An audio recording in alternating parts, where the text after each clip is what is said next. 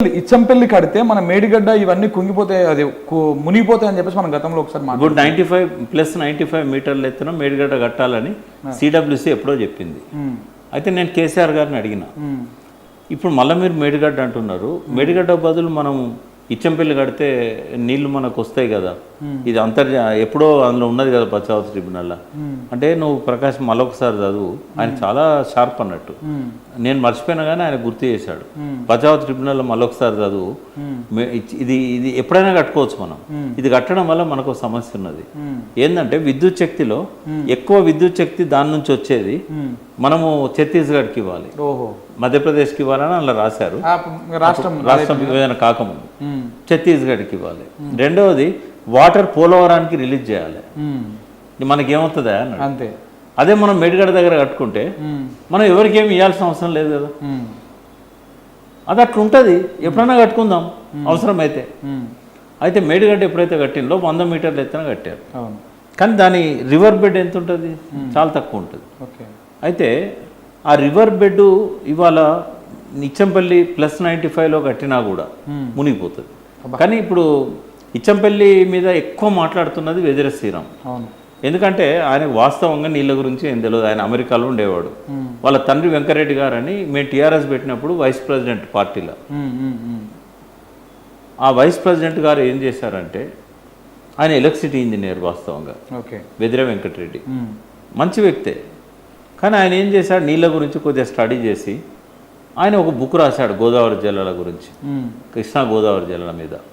ఆ బుక్ను మల్టీ కలర్లో ప్రింట్ చేసుకొని మంచి కాఫీ టేబుల్ బుక్ లాగా పెద్ద పెద్ద ఫోటోలు పెట్టి ఈయన అద్వానీకి, వాజ్పేయికి, ఉమాభారత్కి వీళ్ళందరికి ఇచ్చి షార్ట్ కట్లో బీజేపీలో నేషనల్ లీడర్ అయిపోయాడు. వాస్తవంగా నీళ్ళ గురించి ఏం తెలియదు ఆయన, కానీ జలశక్తికే అడ్వైజర్ అయ్యండి ఆయన, NWDA చైర్మన్ అయ్యండి ఆయన.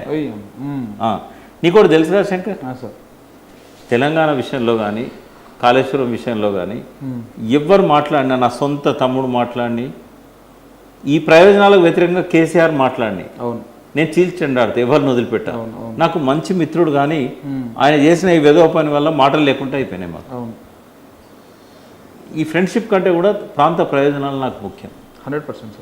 సో ఆయన ఏంటంటే ఇచ్చంపల్లి కట్టాలి, ఎందుకు అది కూడా పెద్దగా ఎత్తుగా, ఇంకా అంటే ఎందుకు అంత ఆయన చెప్పిన ప్రకారం ఇచ్చంపల్లి కడితే మేడిగడ్డ మునుగుడు కాదు, కాళేశ్వరం మొత్తం మునుగుతుంది, గుడి కూడా మొత్తం గుడి కూడా మునుగుతుంది, గుడి డౌన్లోనే ఉంది. రెండవది గోదావరి కానీ బొగ్గు గనులన్నీ మునుగుతాయి, మంత్రి ప్రాంతం అంతా మునుగుతుంది. అంత పెద్దగా కట్టాలంటాడు. మరి సోయుండి చెప్తుండా సోయి లేకుండా చెప్తుండా నాకైతే తెలియదు. ఆయన దానికి ఉపయోగించుకున్న మార్గం ఏంటంటే నదుల అనుసంధానంలో ఇచ్చంపల్లి చాలా కీలకం అని చెప్తున్నాడు. ఇప్పుడు థ్యాంక్స్ టు ఛత్తీస్గఢ్ వాళ్ళు ఏమన్నారంటే, కాళేశ్వరం కట్టిన తర్వాత ప్రపంచానికి ఒక విషయం తెలిసింది, ముందుగా భారతదేశానికి ఒక విషయం తెలిసింది. అదివరకు ఏంటంటే 1990 కంటే ముందు ఎత్తిపోతలంటే 1 మెగావాటు 2 మెగావాట్లు. వెంగళరావు పీరియడ్లో కృష్ణానది మీద చాలా లిఫ్టులు పెట్టిండు. తర్వాత హుజూర్ నగర్ నుంచి ఎడమ కాలువ మీద 42 లిఫ్ట్లు ఉండే, కుడి కాలువ మీద లిఫ్ట్లు ఉండే. ఇవన్నీ ఏంటంటే 1 మెగావాట్ 2 మెగావాట్ 500 కిలోవాట్స్. SLBCలో ఫస్ట్ టైం శ్యాంప్రసాద్ రెడ్డి గారు అక్కడ పనిచేసిన టైంలో ఒక 20-30 మెగావాట్ల పంపులు తెచ్చి అవి సక్సెస్ఫుల్గా పనిచేసినాయని తెలిసిన తర్వాత చంద్రబాబు నాయుడు ఏం చేసిందంటే తాడిపూడి పుష్పరం మొదలు పెట్టాడు అక్కడ. ఇక్కడ కలవకుర్తి, నెట్టంపాడు, భీమాకు అప్పుడు కొంచెం చలనం వచ్చింది, ఎందుకంటే లిఫ్టులు పనిచేస్తాయి. వెంగళరావు పీరియడ్లో పెట్టినాయని పోయినాయి, గోదావరి మీద పెట్టినవి పోయినాయి, కృష్ణా మీద పెట్టినవి పోయినాయి. హుజూర్ నగర్లో పెట్టిన లిఫ్ట్లు కూడా ఎప్పుడు రిపేర్ వచ్చేది. కానీ అప్పుడు గవర్నమెంట్ ఏం చేసింది, మీ రైతులు మీ కష్టంతో పెట్టుకోండి, ప్రాజెక్టుల భాగమైనా కూడా కేసీఆర్ గారు పాదయాత్ర చేసేదాకా ఎడమ కాలువ మీద లిఫ్ట్ల ఖర్చు అంతా మీరే పెట్టుకోండి అన్నారు. సరే, వాళ్ళు కింద పడో మీద పడో దాన్ని రిపేర్లు చేసుకునేటోళ్ళు. కానీ రిపేర్లు ప్రభుత్వం కింద ఉన్న లిఫ్ట్లలో రిపేర్లు చేయకపోయేది. సో గోదావరి తీరానున్న లిఫ్ట్లు కానీ, కృష్ణా తీరానున్న లిఫ్ట్లు కానీ వెంగళరావు పెట్టినవి మొత్తం అడాష్ అయిపోయినాయి. ఇక పనికిరావు లిఫ్ట్లు అనుకున్న టైంలో శ్రీశైలం అనేది ఒక అద్భుతమైన మార్గం చూపెట్టింది. అయితే అందులో 20-30 మెగావాట్లతో ఎంత లిఫ్ట్ చేస్తాం. కానీ కేసీఆర్ వచ్చినాక 139 మెగావాట్లేమో కాళేశ్వరంలో పెట్టాడు, 145 మెగావాట్లు పాలమూరు రంగారెడ్డిలో పెట్టాడు. ఈ చూసిన తర్వాత ఇప్పుడు పాలమూరుకు రెక్కలు వచ్చినాయి, అది మన అక్కడికి ఏది మన పోలవరానికి రెక్కలు వచ్చినాయి, ఛత్తీస్గఢ్కు జ్ఞానం వచ్చింది. ఆ ఇనాగరేషన్లో పాల్గొన్న జగన్ను ఫడ్నవీస్ వాళ్ళ ప్రాంతాలలో పెద్ద పెద్ద లిఫ్టులు పెట్టుకోవాలని ఆలోచన. ఇప్పుడు దాని నుంచే కదా బనకచెర్ల కూడా మొత్తం లిఫ్ట్లే కదా సార్. అదే చెప్తా, బనకచెర్ల గురించి వచ్చినప్పుడు అది చెప్తా, సపరేట్ చేద్దాం. అయితే ఈ లిఫ్ట్ల జ్ఞానము కేసీఆర్ ఇచ్చాడు. ప్రపంచంలోనే అత్యంత ఎక్కువ శక్తి గల లిఫ్ట్లను కేసీఆర్ పెట్టిండు. పెట్టేవారు ఛత్తీస్గఢ్ అదొరకు కాంగ్రెస్ గవర్నమెంట్ ఉండే. వాళ్ళు ఏం చేసిండ్రు తెలుసా, మాకు 141 టీఎంసీలు ఎక్సెస్ ఉన్నాయి, మేము వాడుకోలేము, మా అన్ని అడవులు మేము వాడుకోలేము, కాబట్టి మీరు అది గోదావరి కావేరి దానికి మీరు తీసుకుపోవచ్చు అని లెటర్ ఇచ్చారు అంతకుముందు బీజేపీ గవర్నమెంట్, రమణ్ సింగ్ ఉన్నప్పుడు. తర్వాత కాంగ్రెస్ వచ్చినాక ఈ లిఫ్ట్లు అన్ని చూసిన తర్వాత మేము కూడా లిఫ్టులు పెట్టుకొని ఈ నీళ్ళని వాడుకుంటాం, పైకి ఎత్తుకపోతాం. వాళ్ళు చెప్పేసింది ఎన్డబ్ల్యూడిఏకి, ఇదే Vedire Sriram task force chairman అప్పుడు, మేము ఇంతకుముందు ఇస్తామన్నాం ఇప్పుడు ఇయ్యమని చెప్పారు. అది ఇయ్యమని చెప్పడం వరకు లేటెస్ట్ గా ఇవాళ వచ్చిన వార్త ఈ రోజే ఫస్ట్ మీరే కవర్ చేస్తున్నారు దాన్ని. అందులో ఏమొచ్చిందంటే బోధ్ఘాట్ ప్రాజెక్ట్ మేము మొదలు పెడుతున్నాం. ఈ ఛత్తీస్గఢ్లో ఉన్న బస్తరు, కాంకేరు, సుకుమా, జగదల్పూరు ఈ ప్రాంతాలకు అన్నిటికి కూడా మేము సాగునీరు ఇవ్వాలనుకుంటున్నాము.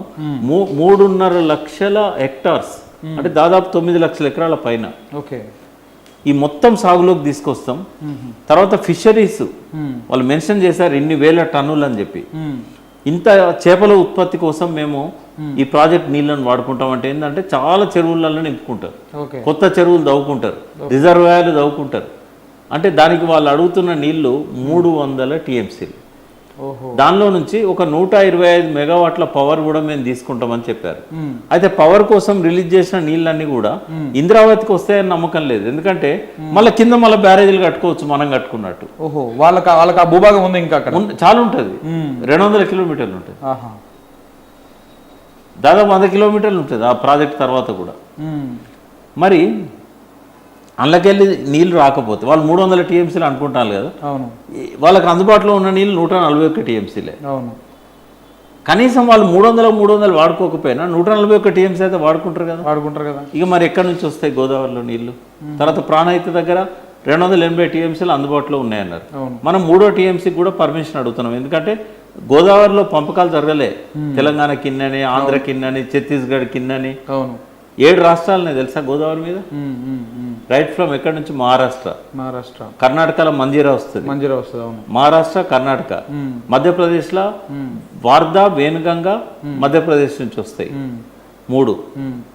తర్వాత తెలంగాణ, ఆంధ్రప్రదేశ్ 5, తర్వాత ఒరిస్సా, ఛత్తీస్గఢ్ 7 రాష్ట్రాలు ఒప్పించాల్సి వస్తుంది ఏమన్నా చేయాలంటే.